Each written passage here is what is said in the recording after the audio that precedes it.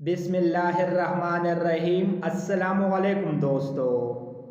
سوال نمبر 48، اس عورت کا نام بتائیے جن کا نام قرآن پاک میں آیا۔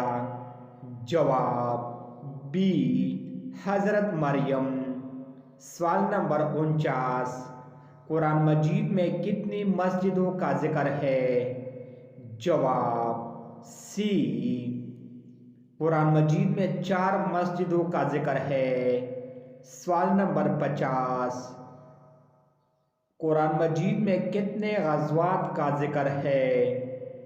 جواب سی، 12 غزوات۔ سوال نمبر 51، قرآن مجید کا دوسرا سجدہ کس صورت میں آتا ہے؟ جواب ڈی، قرآن مجید کا دوسرا سجدہ سورۃ الرعد میں آتا ہے۔ سوال نمبر 52، اس پہلی سورت کا نام بتائیے جو مدینہ میں نازل ہوئی۔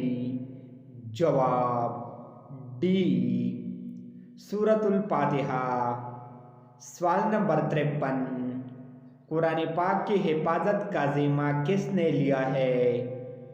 جواب ڈی، قرآن مجید کی حفاظت کا ذمہ اللہ تعالیٰ نے خود لیا ہے۔ سوال نمبر 54، کس موقع پر حضور اکرم صلی اللہ علیہ وآلہ وسلم پر آخری آیات نازل ہوئی؟ جواب ڈی، حجۃ الوداع کے موقع پر۔ سوال نمبر 55، ترجمان القرآن کس شخصیت کو کہا جاتا ہے؟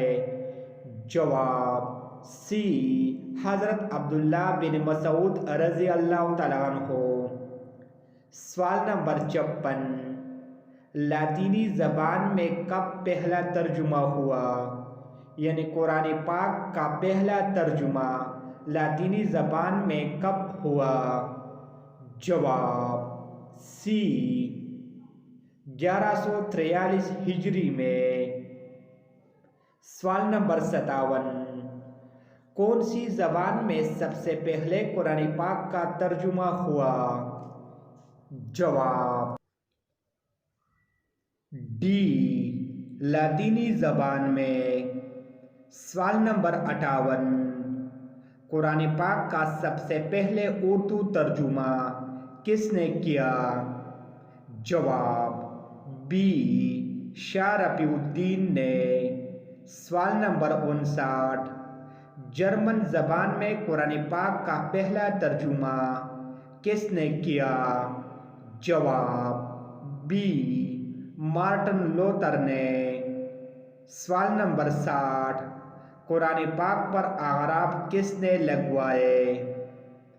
جواب بی، حجاج بن یوسف نے۔ سوال نمبر 61، حجاج بن یوسف نے کب اعراف لگوائے؟ جواب ڈی، 43 ہجری میں۔ سوال نمبر 62، مدنی صورتیں عموماً ڈیش ہوتی ہے؟ جواب بی، طویل ہوتی ہے۔